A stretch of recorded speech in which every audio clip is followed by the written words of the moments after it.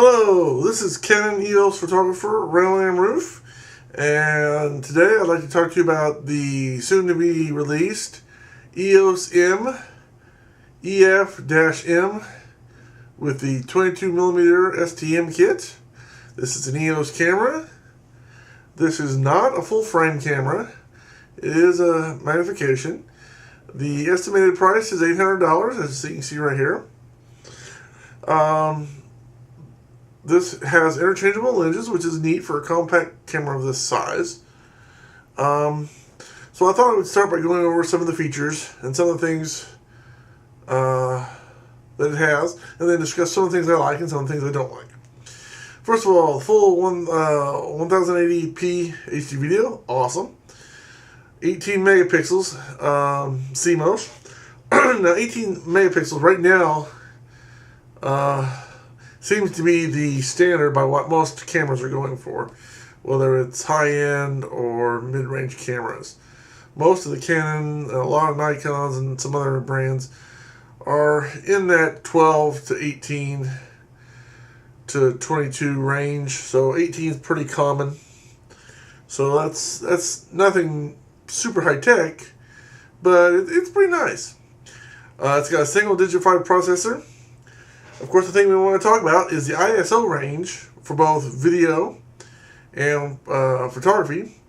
And with photography, the ISO range goes up to 12,800, and the video goes to 6,400. Now, to put this in perspective, when I was in high school, we had film cameras, and it went up to, the most we could do was 2,400 to, not 24,000, 2,400. So 2,400. And we shot most of our sports at 1,600 ASA film.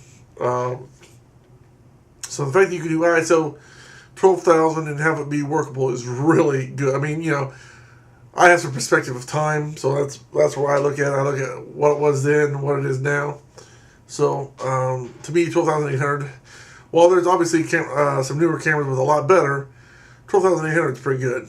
And 6,400 for video is pretty good too.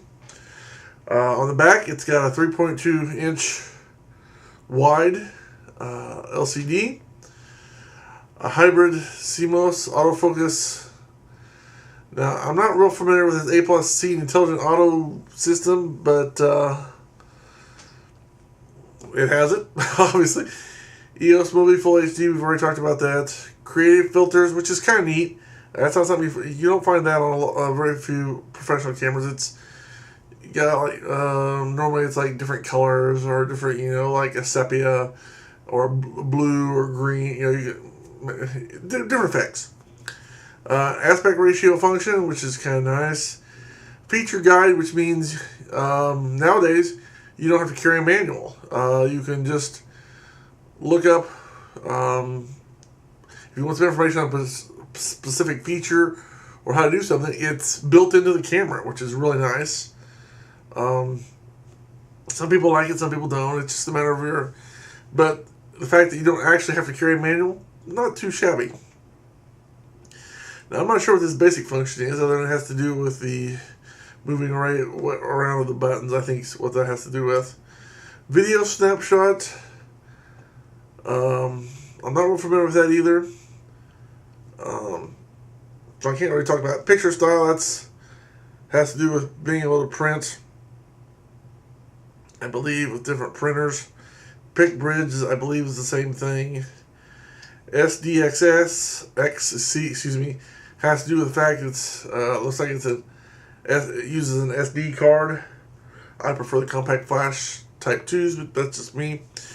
HDMI in and out, so you can plug it in with a cable. You'll be able to plug in this camera to a high definition television, which is really nice.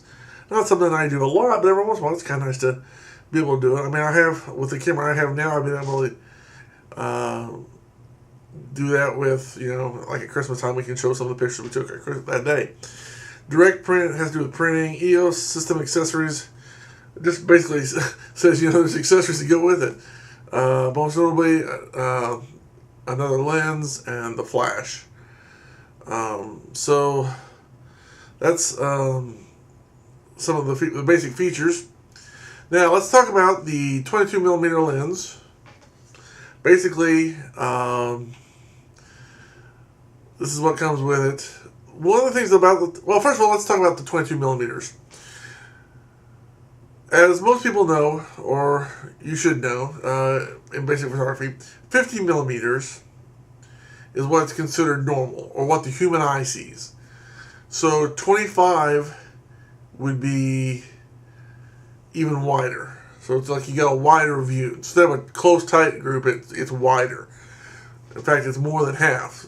25 would be half. So it's 25 plus 3 more is 22. So it's definitely a wider angle, and for a lot of general photography, that's a good thing. I mean, you know, for what I would be using this camera for is to do YouTube videos in HD. You know, where I set the camera on the ledge, hit record, and I stand in front of it, or I take pictures or handheld pictures or video, or put it on a tripod. Basically, this is a camera you can put in your pocket. I mean, that's what they're projecting this to. So it's a camera you can put in your pocket. It's nice. The only thing I don't like about it, after everything I've seen and some of the videos I've seen, and other videos I've seen on YouTube, is the fact that the flash is not built in. The flash is an accessory. I don't like that feature. I think surely they could have figured out a way to, I know they could have if they wanted to add the flash, have it be built into the unit. But aside from that one drawback, it's a neat looking camera.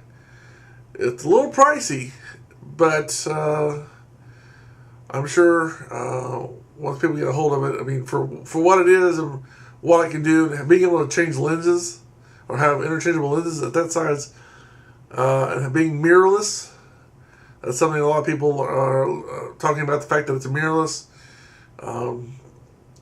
For what it is and what it does, it's a really nice thing. Now, is this going to replace your 5D Mark II or 5D Mark III or your 1DX? No, of course not. But if you want something portable that you can stick in your pocket, which I would love to replace my... Right now I'm using a flipped video, Ultra HD, which says 720p. I would love to be able to replace this camera that does only video with this EOS M3FM that does both video and photography at 18 megapixels, plus it does 1080p. So if I can find a way to afford this, I might just go out and buy it. So something to think about.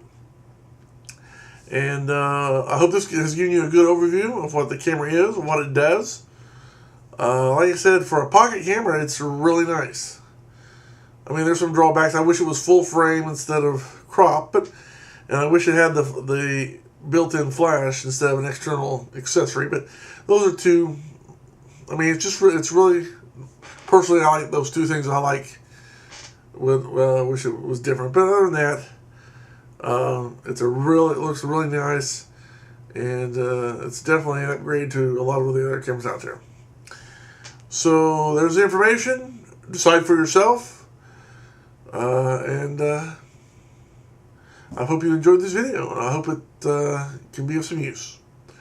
So until next time, I'm Canon EOS photographer Randall and Rueff, saying thanks for watching. Have a good day, and may God bless you. Bye.